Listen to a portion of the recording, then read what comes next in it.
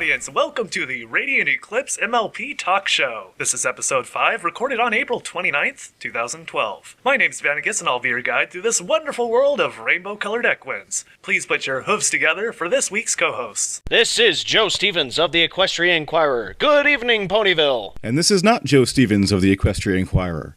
This is TechRat. Good evening, how are you? He's TechRat. TechRat is TechRat. TechRat is great.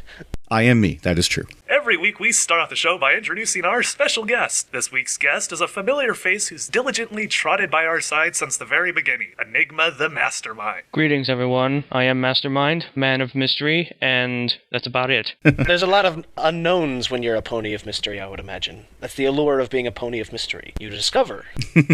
Yes, but there are some secrets that are worth keeping. All right, I guess I'm looking at the rundown of favorite character is the first question, I suppose. Favorite character for Joe Stevens is Rainbow Dash. Now, there's a long, contrived, and hilariously explosive-filled and explosive-lacking story of why exactly Rainbow Dash is my favorite main character.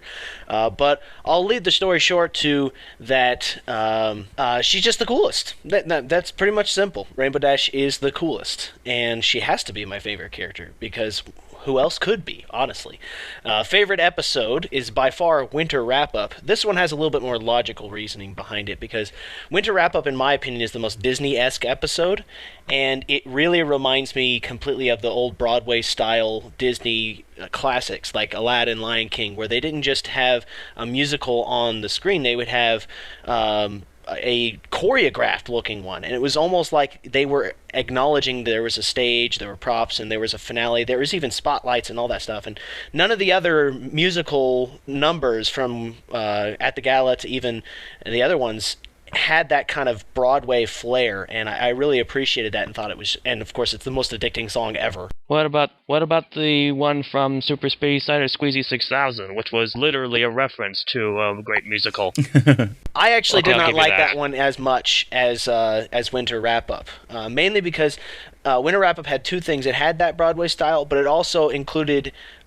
It was the only one other than At the Gala, I think, that included all 6 of the main characters singing at one point in time. For as little as they were talking about, they're talking about winter, but it was epic. And so, let's make this tiny concept and make it epic. And that's what I love. As epic as cleaning up snow can be. Exactly. We are cleaning up this snow, and we will sing a glorious ballad to it. The only thing better is it would have been like a German rock opera. They'd be like, we are cleaning up this snow. What do I enjoy most about the fandom? Gosh, I really like the investment that everyone puts into this concept that we all have. I think that if you step back and look at what the fandom is, not just people making awesome videos, people making awesome fiction, because to be honest, it's almost overwhelming to see all the things that people put out there. From this podcast to the Equestrian Inquirer to the Fighting is Magic to all these other things, you would be overwhelmed to try and follow everything that's going on in the fandom, and that is an overwhelmingly awesome concept in itself. But the acceptance that everyone has and the enjoyment that everyone has towards this is very good, and to see its impact on a lot of people and on the internet in general is just awesome. Okay. I'm TechRat. I am a writer, and I guess you could call me a correspondent on the Equestrian Inquirer. Who is my favorite character? Well, if I had to pick from the main 6, it's got to be Fluttershy, no question. And I have a one-word reason for why I like Fluttershy, and that word is squee. I think that kind of sums everything up as far as Fluttershy is concerned. Although as far as my second best is concerned, believe it or not, it's actually Trixie. I am a big fan of the great and powerful Trixie. Why? Well, I'm a big fan of magic, which is probably one of the reasons, and I'm also a big fan of arrogance. So I think, those 2 points, Trixie kind of hits those 2 points very well. I also think, and actually I'm going to steal a little bit from Pixel Kitties here, because she mentioned at one point that Trixie had some awesome facial expressions during Ghostbusters. I mean, she just gets these really smarmy, nasty looks on her face as she's berating all the other ponies, and I have to agree with her. That is a really appealing thing about her character. It's something that you don't really see in many of the other characters, and that's just something about her that I think I really like. So as far as my favorite episode is concerned, I know everybody says, oh, I can't pick a favorite. It's like trying to pick a favorite child. I really like the ones that have songs that get stuck in my head and I end up singing them while I'm cleaning up around the house. In particular, Showstoppers. I'm a big fan of Showstoppers, mainly because of the musical number at the end. Yes, I know it's out of key, but it is so catchy. It's just, I really just enjoy that whole sequence. It's just very creative. The music is fantastic. I love the rock ballad kind of feel to it. And it's just, like I said, it just kind of gets stuck in your head, and then you're singing it all day long. So, as far as what I enjoy the most about the fandom, well, like Joe had said, just the incredible amount of creativity involved, and the incredible amount of variety in all the different projects and all the different things that Bronies are putting together. But another aspect of that as well, that I really, really enjoy is how encouraging the community is to everybody's work. If you want to try to start something and you want to try to get into it, a lot of people in the community, they'll come and they'll give you advice, or they'll, they might, encourage you in some way, or maybe they might even be able to help you out if you have time, if they have time for that. It's a very welcoming environment if you want to try something. You don't have to be afraid of people coming down on you immediately and saying, "Oh, this is terrible." Take your ball and go home. They don't say that kind of thing. They're very supportive of what you do, and I think that's just wonderful. It's okay. I've got balls stored all around my house in case of a ball emergency. Yes. Now that everyone's been introduced, it's time to start the show. Every time we have a new guest, we're obligated to learn about how awesome they are and the day-to-day activities that make their lives unique. So, Mastermind, how did you become a Brony? How did this crazy adventure all begin? Well, it's time to divulge the mystery that is me, and what a story it is. It all began about a year ago. But before I begin that story, I should point out that I am a fan of various reviewers, those on That Guy with the Glasses or otherwise. And I've been noticing some reviewers have been paying attention to this new show called My Little Pony: Friendship is Magic. Well, actually, I just found out about it first, and I kind of brushed it off. Not just because of the whole social dogma of it being a girl show kind of thing.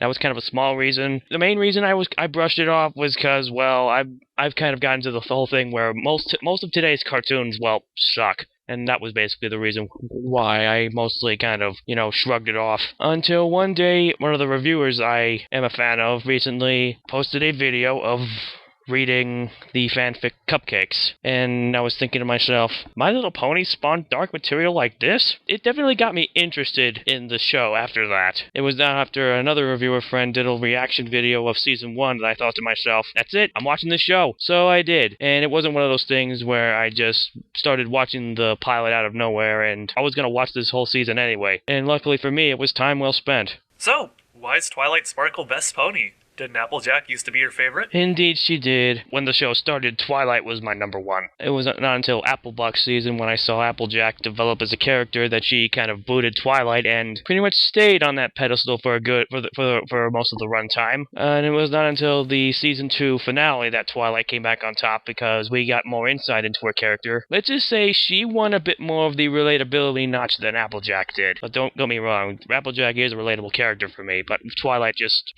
barely crossed the finish line first with the relatability niche. The whole family thing. So, what do you enjoy most about fanfiction? And why do you decide to begin writing your own? Because I'm just interested on the possible potential for stories. I'm mostly interested in crossovers. And let me just ask you a question. When you see a fanfic that's a crossover between My Little Pony and, say, Batman Beyond, what kind of story could that possibly tell? Well, anything Batman and Pony related has to be awesome. I mean, you've got being able to involve two awesome things together, and you just become awesome cubed. I think you go beyond squared in that context. Don't you mean Batman Beyond Squared? I'm just saying, anything has the potential to be a good story, even if it's based on something stupid. I think that the allure of crossover fiction is not necessarily the story itself, but I think people love matching up the characters. Like, the biggest thing in a Batman Beyond fic, for instance, would not be what's the story of the ponies in the Batman Beyond universe. It's who is Batman, who is old Batman, who is Joker, and matching the characters. You know, I imagine people would get fighting over saying that Rainbow Dash is obviously the new Batman, and that, you know, maybe Celestia is old Batman, and I don't know the names of a lot of the Batman Beyond characters, but, you know, you would have Discord as the Joker, and then you could play from there. That's the allure. I'm having fun saying it right now. I think another big part of it too is not only trying to figure out, you know, which characters would match up, but just seeing their interactions, you know, even outside of whatever the story is.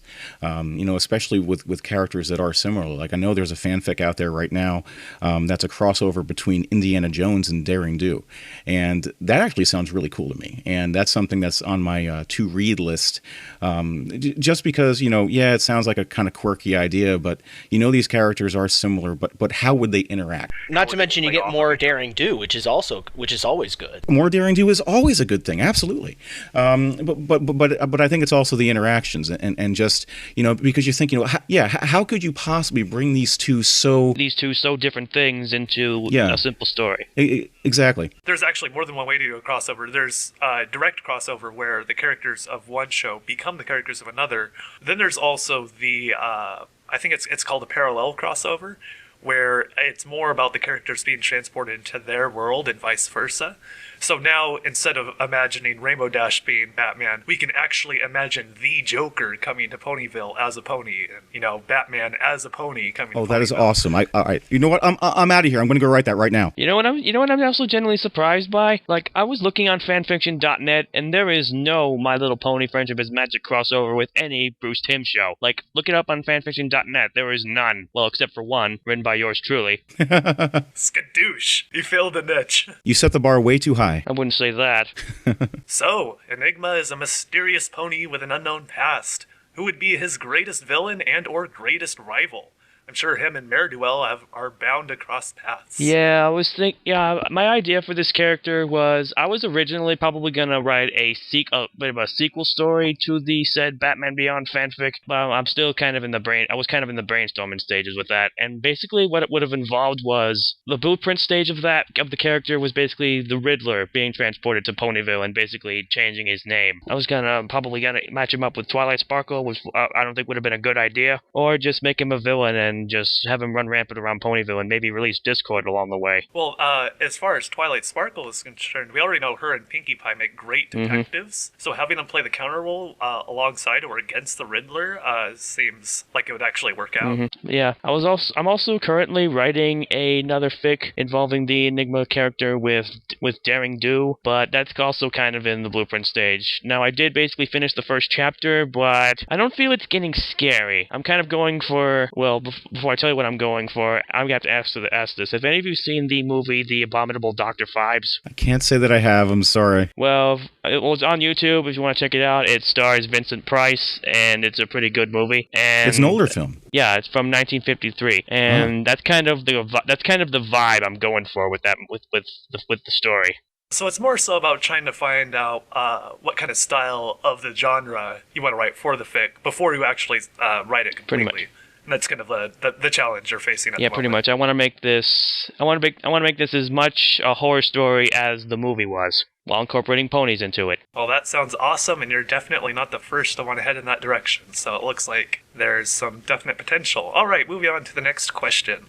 Oh, there we go. If you could cross over one show with My Little Pony, which would it be and why? Well, this kind of pertains to another idea I had for a story, because really, when crossovering a show like My Little Pony Friendship is Magic, you can't cross over, you just can't give it a crossover with just one show. You could try doing it with just one, it would come out as a self-contained story, but when you write one crossover with ponies, you just gotta write another. And anyway, right down to my little story idea for what I have in mind for this. Is anybody familiar with a show called Laugh Olympics? Oh, I used to watch that all the time. It was on the USA Network. That was a cool show. Yeah, it's happy memories. Yeah. That's kind of what I was going for with this, but instead of Hanna-Barbera characters, it would be like modern to regular cartoons from this time, and the main 6 are part of the cast. That's a cool idea. I like that. Yeah, I was thinking of putting a comedy team, like if you're familiar with Laugh Olympics, Tech Rat, I was thinking of having like a Yogi Yahooies team, a Scooby Doobies team, and a Really Rottens team, but I'm having trouble deciding which people should go to which team and what to actually call the teams, and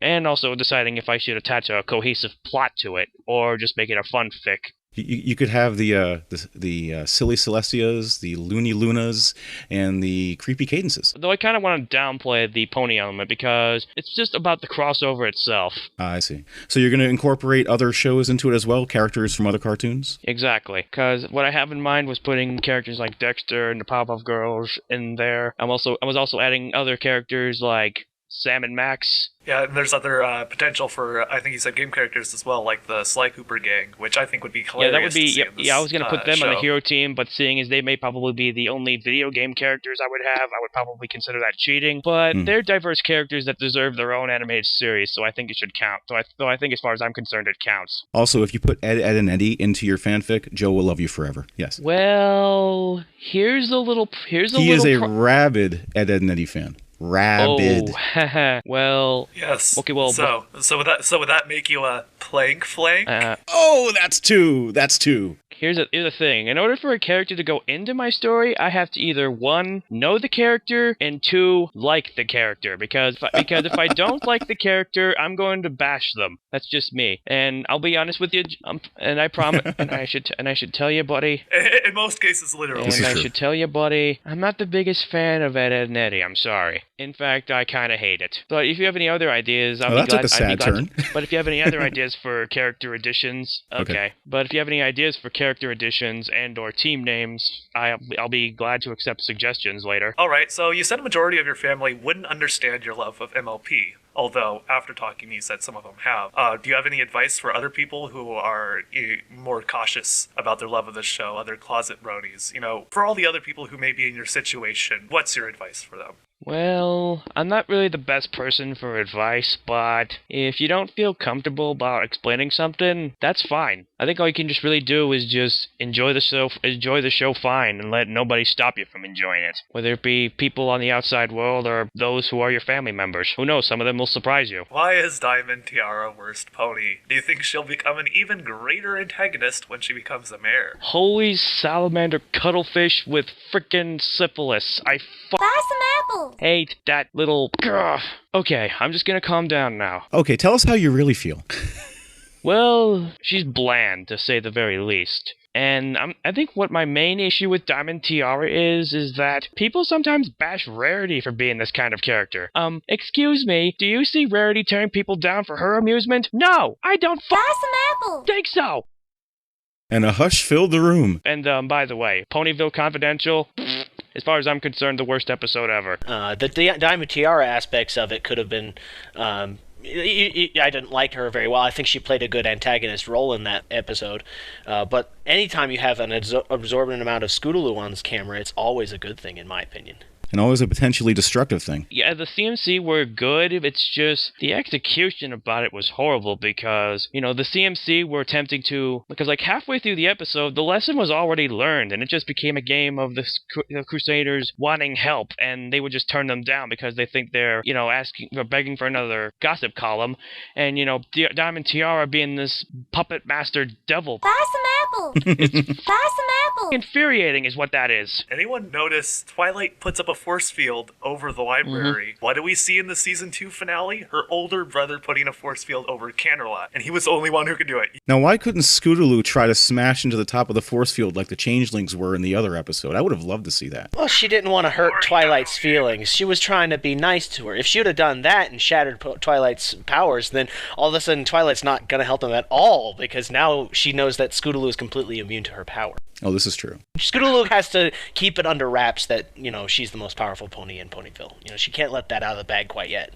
At least not until she gets her cutie mark. That'll be in season 3. Okay, to cap off this topic, let me just say Diamond Tiara is number 4 on my top 10 most hated characters ever in cartoons. What makes the Diamond Dogs so unique as antagonists? Why do you think they needed the gems? Was it just greed, or is there a bigger picture we're missing? Well, like I've said to you several times, I've said that the Diamond Dogs, well, besides the main villains like Nightmare Moon, Discord, and Chrysalis, the Diamond Dogs were basically my favorite of the episodic villains because we don't really know much about them, and that ambiguity of it is kind of the beauty of those characters. I'm just gonna give you my breakdown for all the other villains. Trixie, she's okay, but the arrogance factor kind of draws thin for me. Gilda's the one I'd like the least, just letting you know that right now. The Diamond Dogs, 7 kinds of awesome. The Flim Flam Brothers, 2nd place. Well, aside from the great song and the Music Man references flying off the wall. And Iron Will, because he's not really a villain per se, he's more benevolent, and that's kind of that is what I like about him. And the Diamond Dogs, they look like they can be a threat, but we don't know enough about them, so I hope their aspects are expanded upon in later episodes. There was just too much QQ for them to handle. Oh, and I also forgot to mention another villains that I don't like are them dragons from Dragon Quest. God, shoot me now.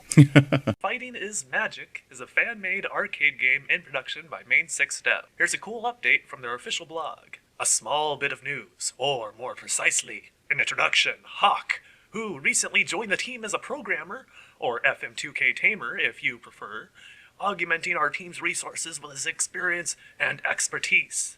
Smiley face. He's one of our fancy schmancy real-world programinators. Beware! But allow us to let him do his own particular introduction. Oh, hey, every pony. I am an exceptionally normal and serious human with hands and feelings like desire.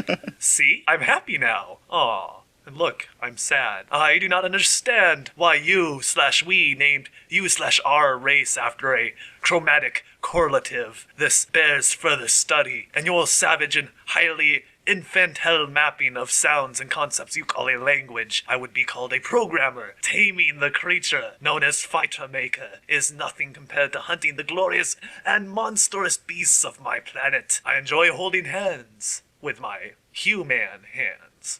And long stalks on the beach. Long stalks, oh my gosh. Alright, this was my introduction. You have enjoyed it. May I have talk to your innocent now. P.S. Pinkie Pie, Fluttershy, and Rainbow Dash Voltron together to form Best Pony. So this was from the Fighting as Magic team, their new programmer. He sounds pretty awesome. Furthermore, the stage music is made by Whitetail Music and Rainbow Crash 88, and the new song for Pinkie Pie's stage was just released, and I will probably play that at the end of the program for you guys. But my question is, what are your expectations of this awesome game, and which bronies do you look forward to challenging the most? Well, Mr. Chairman, I would like to cede my time to the remainder of the representatives present. Due to the fact that I don't typically play fighting games. I know it's a bad thing. Ever since I was a little kid and just got my butt kicked playing Mortal Kombat, and it was just like, screw this, I'm going back to play Sonic. That was basically my experience with fighting games. So I enjoy this for watching it, and I will enjoy watching other people play it, and probably just devote myself to watching YouTube recorded fights of other people and allow other people to enjoy the game, because I'm not typically a fighting game person, ponies or otherwise. So I hope that all the bronies out there will have some pretty energetic and awesome fights, so that and please record it, and then I will watch it, and I will enjoy that thoroughly. So if somebody makes a DVD called Mare Fights and sells it, you would buy it? Only if it's PG, because we have family here. Let's keep it nice. Okay. All right. And let's be honest, that sounds like a very suggestive title. What, Mare Fights? No. Well, think about it. Think about it. If it wasn't PG, that would sound very suggestive. Perhaps. Depends on what time of day it's advertised on Comedy Central. This is true. Well, I do like playing fighting games, actually. My sad state of affairs is that I usually play fighting games by myself, so that kind of sucks. I really can't find people. Yeah, sad trombone. On a side note, they They have confirmed that Twilight Bot is OP. So far, she's cleaned the clocks with just about everyone because her character had the most abilities and moveset at the time of development. So in the pre-alpha, Twilight Bot was essentially untouchable and just cleaned everyone's You see, that kind of clocks. surprises me, actually, though, because I know that when they were working on the moveset for Fluttershy, they implemented the stare. And if I remember correctly, that just kind of trumped everything. And, I mean, if you want to talk about an overpowered move... Unless you got two Fluttershys to stare at each other, it would cause the game to crash. True story. and probably your PC to explode. But yeah, you know what? That's what it is for me, is seeing the creativity of these designers and these programmers to take the world of My Little Pony and to come up with fighting moves based on the show. I mean, think about it for a minute. Well, they kind of just did that with the season finale in a way. I would imagine that Pinkie Pie now has a party cannon as a fight move now based on that. Well, absolutely, but these guys hadn't seen the finale when they're doing this stuff. They have to take this cute, adorable show and say, "Oh, look, Pinkie Pie is throwing a party. How can she use that technique to beat somebody with it?" You know, and it's just amazing the creativity that they're using. I mean, Party you know, cannon. well, yeah, party cannon. You know, Fluttershy's. You know, how is Fluttershy going to attack? Well, she has her animals attack for her. Angel Bunny will kick your ass. You know, I mean, it's that's what I'm looking forward to. I'm looking forward to that kind of creativity in the game. I mean, it's a lot of fun seeing it, like, you know, when you're playing other games like Marvel vs. Capcom or BlazBlue, but these guys are already fighters. You know, you're already expecting them to have a whole bunch of cool moves. You know, what kind of cool moves is Rarity going to have? That's what I want to see. Fluttershy's the Mad Hatter of ponies. Yeah, she's definitely very two-faced. Speaking of Fluttershy as a weapon, going back to the season 2 finale, if you look on those kind of colorful explosions when they're fighting the changelings, I know like Rarity and Applejack physically attack. I think they buck. I know Twilight shoots a laser. Pinkie Pie uses a party cannon, but Fluttershy uses weaponized adorableness. You see, she's just hunkering in fear, and the changeling looked like he just rammed into a brick wall. We actually addressed that in this week's episode of the Equestrian Inquirer. I was just going to bring that up. Can we quickly insert a shameless plug here, please? The headline for this week's Equestrian Inquirer is Fluttershy's weaponized cuteness grips the kingdom in fear. So don't discount the weaponized cuteness. It is by far the most potent of all the pony fighting styles. Fluttershy will destroy you. Fluttershy could be psychic, you know. She doesn't have to be a unicorn to be magic. Also, I think it is the headcanon Tumblr pointed this out, that Pinkie Pie is able to do all of the impossible things and break physics because she is actually the most magical pony in Equestria. Because friendship is magic and Pinkie Pie is friends with every pony. Friendship gives her power. So it just kind of compounds itself. Ooh. And Fluttershy, she's friends with just about every animal in Equestria. I definitely see great things for it, but you know, I'm probably gonna throw in a few ideas in case they're interested. Like if there's gonna be like an overarching story, I would like their main villain, like if they're gonna incorporate one, to be called Hawk Fu. Hawk raises his eyebrow. Yes, I approve of this. Kind of in the vein of guys like Calypso from the Twisted Metal series. And he'd be a secret character? You have to defeat like a certain character on a certain stage or something? Like the BS in the Smash Brothers games where you have to unlock Luigi.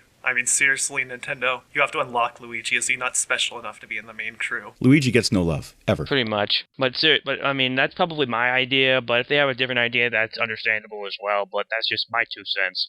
Alright, as for myself, I am very excited for the Friendship Fighting is Magic. Woo, hooray. Fighting is Magic game. What are my expectations? Well, one, I'm looking at the pre-alpha and pre-beta footage, and it all is already amazing. Even with all the bugs and flaws, and even without all the special moves, the game is still playable and enjoyable, and I think that speaks fathoms for itself. Although honestly, in their last update, they said Pinkie Pie was still broken. You know what I would like to see? Like they did, like this team behind it did get it finished. Like if they basically got it in the proper stages, but they would send it to Konami to basically finalize the thing. That would probably be awesome. Yeah, I'm not sure how likely that is, just because the only reason why Hasbro's letting them continue is because they're staying under the non-profit guys. I'm just saying, I just thought that was something. Yeah. Just out of curiosity, why Konami? Why not like? Yeah, why Konami? I don't know. They made some of the good game. They made some good games, and they seem like a reliable company. And they do specialize in arcade games, so it seems like they would have the long run history. I just don't see their place in the fighting game world though. Or am I missing something? They're at least a reliable company. Absolutely. All right, so back to my observations and desires. Which bronies do I look forward to challenging the most? Well, once, anyone who plays fighter games in my group of friends.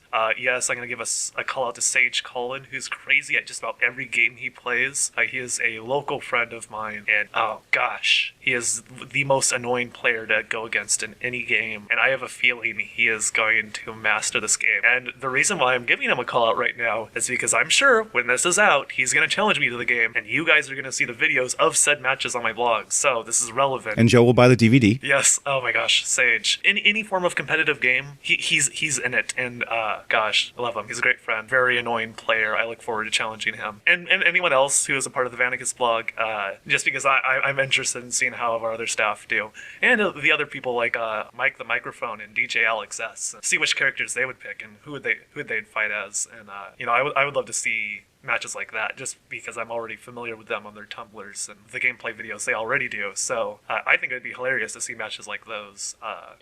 Speaking of additions, you know what I think would be a good addition in Fighting is Magic? Customizable characters. I'm sure people are going to want to release mods so that you can skin in your own original characters. But the thing is, because Fighter Maker, which is what they used to program the game, is so finicky and they have to do so much magic just to get the other color sets, I'm not sure how plausible it is. Okay. But yes, that would still be cool. Okay, just something I thought I would toss in. I'm more of a thinker. I think if they went like open source with it, like based off of what they did with Fighter Maker, and then made it open source, I think that would give them a lot more freedom with the game engine itself, and would open up avenues for other software developers who want to make mods for it. And that, I think, is awesome and should be recommended. Well, I want to get in my little thing on the brony that I would challenge when this game comes out. I would like to challenge Juwario, because I know that he is a brony, and being a gamer on that guy with the glasses, I would look forward to challenging him one day if that game comes out, if he's interested. You hear that, Juwario? If you're watching this, I am coming for you. And just real quick, let me get in one more thing, because I didn't say who I would challenge either.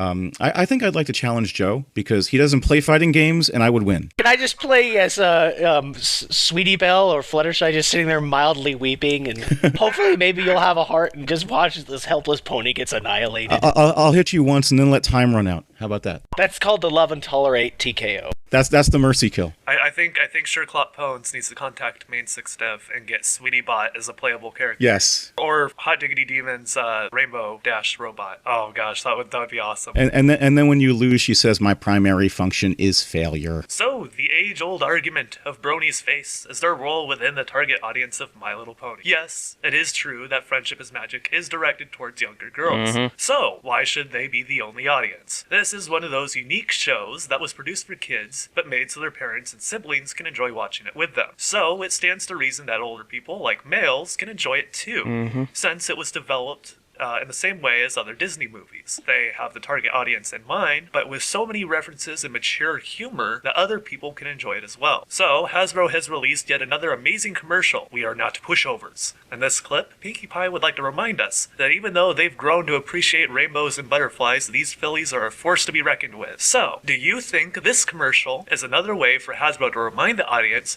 that they really are thinking of everyone? Just because their toy commercials are marketed to girls doesn't mean their show commercials has to follow the same pattern. In fact, having the commercials be family-orientated makes much more sense, since that is their actual demographic as a viewer base. Yes, I agree very much. And that is definitely a good sign of marketing. Yeah, it's I think that I saw a quote there, someone referenced this in relation to My Little Pony, was that Walt Disney said if you just go after kids, you'll miss, because adults are just grown-up children. That's deep, bro. Too deep for this show? No. Takes off shades, can't handle it. Just deal with it, bro. But yeah, it's nice to see that Hasbro is taking the lead with pointing out that unique following that is. It's always tough, in my opinion, to look at it that I'm not one of those bronies who really wants to just be acknowledged by the Hasbro group. I want them to keep making the show awesome, and I know they're going to do that, and I know they're just going to focus on that. And I think if they do too much service to the bronies, it might degrade it. They've done a great job so far. I don't want them to go too far down the path of that, but at the same time, I love what they're doing. They're acknowledging that their fan base is still that demographic, that core demographic, but they're they're widening their Audience. awareness and they're widening their audience in that. And I they're doing great, and I love to see it, and I'm really excited about what they're doing, because so far, there was a lot of fear when season 2 came out that they were going to acknowledge us too much, and that the show would lose the childhood integrity. Exactly. And we don't want them to do that. But they've shown that they're capable of doing both, and I'm really excited to see with the fight scene they had in the finale, and other things. I think it's an evolving process. With that, so it'll be exciting to see what they develop. I definitely agree with Joe here. I don't know if Hasbro really needs to keep doing these shout outs to us, because I think it's pretty obvious that before they were doing these shout outs, we got absorbed in the show anyway. So it's not that I don't think they're necessary. I think that even if they didn't do it, it would still have the following that it has today. I think it's I think it's just kind of a bonus. Yeah, it's like feeding the sharks. The sharks will get more ravenous. But yeah, I think it's just like I said, I think it's just like a really good bonus. It doesn't have to be there, and if they didn't do it, I think that would be okay.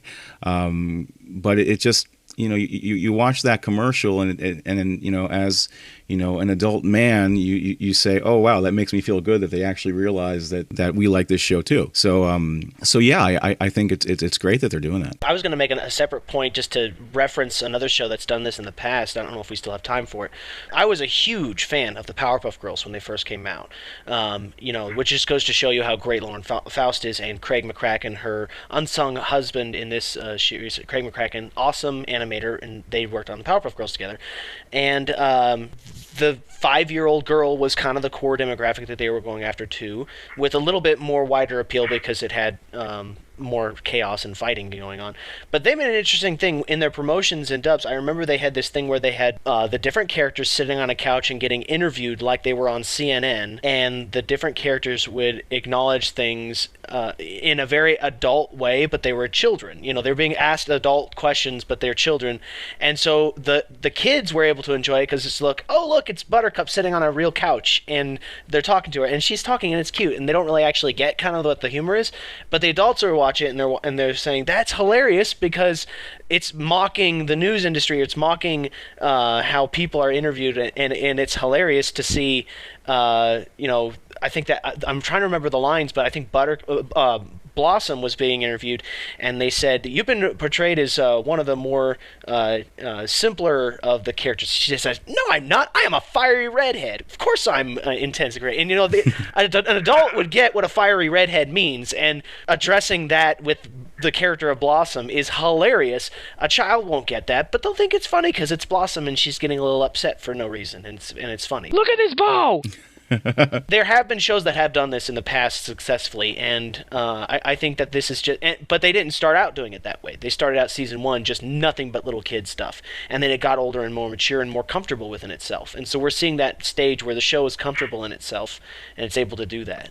Yeah, I actually really like Friendship is Magic for that reason, is we're kind of at that churning point where season 1 was kind of the show discovering itself and finding out what it was about. And then season 2 was, more of the advancement of these characters, and, the whole staff knew what they were doing, and they knew the direction they were heading in, and then they were just able to expand and introduce new characters, new concept, new ideas, locations, stories, and gosh, I could go on forever talking about season 2. What that really did was it brought us to where we are in season 3, and even with the fiasco with the fan service with Derpy Hooves in last roundup, it kind of showed the staff what they were and what they weren't able to do as far as fan service is concerned. But it also was a neat way of reminding them that they are paying attention to the entire audience demographic, and that during development, they even consider tipping the hat to the audience per se, and where some shows that's the last thing on their mind. And I think because of that, they are aware of the audience, but they aren't letting it being a major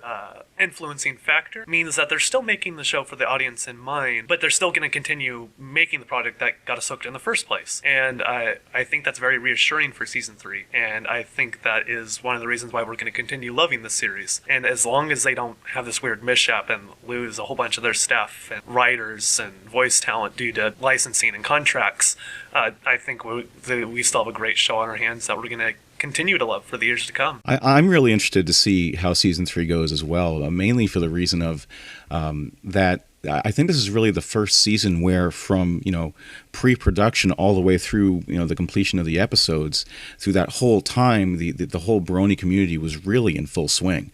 I mean, obviously when they were making season 1, it didn't exist at all. And even, for a good chunk of season 2, the community was just kind of starting up. It wasn't really that big. It really wasn't that well known. It really didn't have as much of an influence on the episodes as it potentially could now. I know, like halfway through season 2, we were seeing like more shout outs, and like you said, we saw Derpy come in there. But now with season 3, like right from the get go, right when they were start planning season 3, the Bronies were there, and they were more than aware of them at that point. So I am really curious now, with an entire season that could potentially be influenced by the fandom, what they're going to do with that. Whether they be graphic artists, music makers, or internet reviewers. Yes. We've talked about this before. The commercial was just another reminder, and I think it's not just Hasbro itself, but also the Hub. The Hub has been playing a huge role as far as promotion goes, and the amount of awesome shoutouts and the commercials themselves.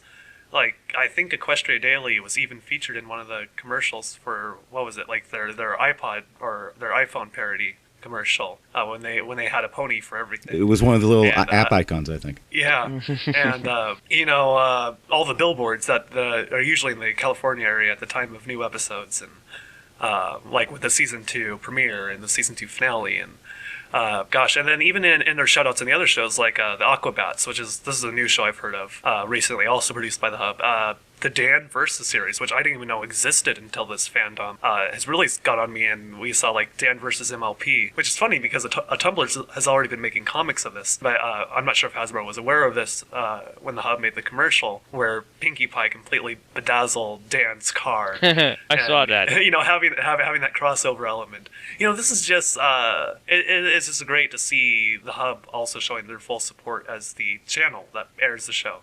And I think the season 3 getting its syndication halfway through this season will really play a major role in what direction the series goes in the future, because we may see like a 6-month hiatus after those kind of that halfway point of the season or the end. We may have a short season 3 and then a full-length season 4, because what it sounds like is if they get syndication, we might be seeing ponies on channels other than the Hub, and that concept in itself has just blown my mind. As long as they keep My Little Pony under the Hub and Hasbro's ownership, I'm fine with. As for the network itself, I really have to wonder, like when they first planned out the show from the very beginning, if Hasbro had it completely in their mind that, you know what, this is a show for toys, and so we need 65 episodes so that we can get it out there in syndication and we can sell toys, sell more toys, sell those toys. And then all this happened, and they're like, well, crap. What do we do now? They had their whole game plan ready to go. They had their way of making money, and now all of a sudden they have a gold mine, a potential gold mine that they didn't expect to get, and now all of a sudden they're like, well, we had this master plan, now what do we do with it? So I really have to wonder how much of a loop those executives got thrown for. Well, how much money in residuals do they get for putting it on Netflix? I imagine that when that's not free for the Hub to put it on. They get paid for that. Right. And yeah, again, the number 2 in all of Netflix watched. That's not a small amount. So you've got millions of people, more than ever, watched it on the Hub on Netflix. And Netflix is having Arrested Development come back as a solo thing, and so apparently you can make money just being on Netflix.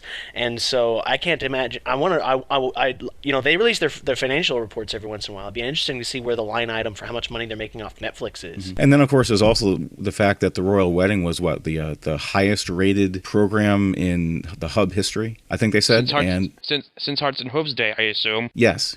And I mean, you can't ignore that. There's no way you could possibly ignore that. I just hope that Hasbro and the Hub don't go too far. Like I'm liking what they're doing, and I like that they're taking notice of all this. It just comes down to I just hope that they don't go too far, like making the show go on longer than it's needed to. Cause I don't want Friendship is Magic becoming the next Simpsons, going on so long that it's not funny anymore. Oh no, the CMC all grown up. I could see it happening, but I'd still probably watch it. If they think they have to jazz up the show by having a little Philly orphan come in to join the main six as a new character, that's when I'm going to stop watching. That's called jumping the shark. It all comes down to who's running the show, and it comes down to who's the creative director and who's basically the figurehead, or not figurehead, but the one in charge. Season 1, it was Lauren Faust, and with Season 2, she passed the torch on to Jason Thiessen.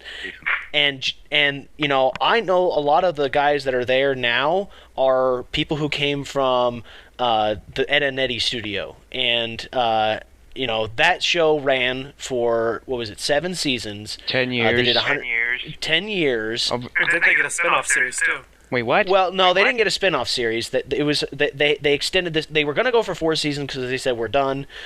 We've told the tale, and the fans just roared and said, no, we want more. And so they said, fine, we'll do 2 more seasons, and then we'll do a movie, and then we're done. So I think it went 6 or 7 seasons. But that's the same people that did that to do that. So they appreciate the art form of what they're doing. They appreciate the product. I have faith in their ability to keep it going for a good 10-year run, I think. People from Ed and Eddie worked on this? I mean, this is something I'm finding out just now. James Woody Wooten won an Emmy for Ed and Eddie. Oh, okay then. I'm just saying. I mean, I'm conflicted right now, but I'm also just gonna say this: as much as I didn't really like Ed and Eddie, I love the movie. So there's this game in development called My Little Investigations.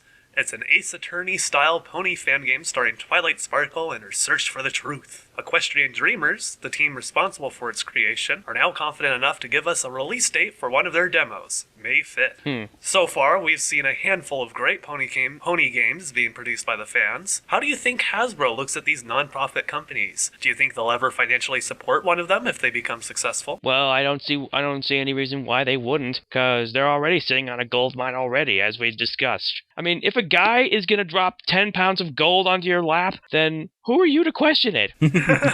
Actually, I'm just going to say a lot of people would, but that's beside the point. 10 pounds of gold? Holy crap, I'm not going to question where you got any of this. Me neither. How shady does he look? Does he look shady? I think that's maybe the only factor. But still, if a bar of gold lands into your lap, why question it? Hey, I got this on my expedition. Look over it for a while. As you hear the sirens blaring in the background. That's when you can be all, look, I didn't know it was stolen, take it! Yeah, there is a potential for profit, and I think a lot of these games are heading in the right direction, especially Fighting as Magic. But this game too, the Ace Attorneys, it is playable and it looks really fun. It doesn't deviate too far from the target demographic that I think they could release it as a mobile game on like the iPad and the Android tablets. And people would purchase it. People would want to play it because, you know, it's a mystery puzzle game, but everyone's in character, and it's rated E for everyone. So, and I think that because of that, this particular game walks the fine line of being able to be marketable by Hasbro itself, but also enjoyable by our fandom too. Mm-hmm. And I think that's like the crucial turning. As for the Fighting is Magic, well, that doesn't really fit with their target demographic, but the Bronies at large will enjoy. I'm hearing puzzle game, and something tells me I haven't played any Professor Layton game, but if they would somehow incorporate those kinds of elements into this, that would be awesome. Have you ever played the Ace Attorney games? No. Gosh, I wish you would have looked at the video before we started recording this. Well, I mean, this game I did awesome. see the video and what they were going for, and it looks pretty good. Yeah, it's a lot like an adventure game. Just kind of exploring different environments, collecting evidence, and then having to present that evidence to defend your client. I guess very cerebral. It looks like it's PC. It depends. If it's open source, like they aren't using any specific game engine, there's the potential of them being able to port it to mobile devices. Because if you created all the programming, you'll know how to translate it into different scripting languages. It's very Telltale in style. style. The guys who did Salmon Max, the new Salmon Max, and Monkey Island, and all that. So I mean, I think there's definitely I don't want to say a market because I know they're not doing this for profit, but there's definitely an audience there for those kinds of games on the PC, I think. Who doesn't love a good mystery? That's right. Right, and I think that the most interesting is some of these puzzles. Like I can't remember who. Like I think it's the bullies that Rainbow Dash faced growing up in Cloudsdale, and they're in this kind of desert environment, kind of like looks like Appaloosa, and Twilight's trying to interrogate one of them and pulls up Rainbow Dash alongside her to kind of help in the interrogation to try to get information out of him. But because Rainbow Dash is there and she's being abrasive, they don't spoil any information. So Twilight steps back and goes, "Oh, this isn't working." And instead Ghost picks Fluttershy as her partner, goes into the conversation, and because Fluttershy's there and she has her unique speech style, she offers a different conversation to the interrogation and actually gets different information that we didn't learn because Rainbow Dash was too busy insulting them in the interrogation. And so, there's this really, it seems very organic. Yes, it's a very organic mystery game where you really have to... There's an emphasis on characters, and there's an emphasis on character dynamics here. Yeah, and that's what I love about this particular game in development, and why I think the fans will love it, and why... Personally, I'm excited to play this on the 5th when it comes out, or at least specifically when the demo is released. I'm surprised that Pinkie Pie wasn't a choice as far as Interrogator is concerned, because she did an awesome. She is because she did an awesome job with Applejack. Yeah, I believe the main 6 all play roles throughout the game. Okay. If you look on the channel, he has other gameplay videos when it's in development, with the beginning focusing on Rarity and the CMC. So very, very well done. I haven't personally played any of the Ace Attorney games, but because of all the memes, I am very familiar with them. So seeing this style of game has definitely piqued my interest in the puzzle mystery genre of games, which aside from Portal, really haven't been paying attention to. So it's very nice. I've played through 2 of the Ace Attorney games myself, and I'm about halfway through the 3rd one, and I highly recommend them. The writing is fantastic. You have to like to read. There's a lot of reading involved. It's very, very story oriented. But if you're okay with that and you like a really good mystery, absolutely give them a try. I should definitely try the Ace Attorney games, and I should most definitely check out the Professor Layton games. Those seem a lot of fun. Yeah, I've heard a lot about those as well. So try not to get too distracted. Where's Hasbro in this big picture? I've noticed that some of the games have gotten cease and desist when they cross that line they shouldn't have. It looks like Equestrian Dreamers and Main 6 Dev are definitely on the right path as far as game construction is concerned. I'm just wondering, like, this game particularly, I think would be very awesome to see as a mobile app. And if Hasbro could mass release it and promote it, I think it'd be a great way to introduce other people to the series. But then again, I think that's going to happen anyway, regardless of their influence, because this looks like another one of those gems that our fandoms produced. I think that they're so controlling of their brand and what it is that I don't think that would ever, sadly, happen. But the best circumstances I see is that they would allow it to be distributed, which means sadly these people who work so incredibly hard on making this will have to rely on the love and affection that fellow Bronies give them for making this masterful thing. But as far as any official involvement from Hasbro, I just don't see that happening. I can see Hasbro possibly taking it just a step further and maybe unofficially supporting the projects. They can't actually, market them and make money off of them, but Hasbro can say, you know what, we saw this and it's cool. You guys can keep going with it. There's actually a precedent for that. I don't know if you guys are familiar with the King's Quest series of games, but there was a huge fan project going on to make a brand new King's Quest game called, I think it was The Silver Lining. And I know there was a big issue with the company that originally had, I think it was Sierra, originally had the rights to it. And Sierra found out that this fan group was making this fan game, and Sierra actually gave them their blessing and said, go ahead, yeah, you guys can do it. And then Sierra got bought by Activision, and Activision isn't very nice. And suddenly Activision said, no, you can't do it anymore, and they shut the project down. And then everybody complained, and Activision finally said, okay, you can do the project, and we'll say it's okay to do the project, but you just have to make a couple of small changes. You can't call it King's Quest. You might have to take out a couple of references, but you can keep going with it. And as long as you don't try to make money off it, we're officially saying that it's okay.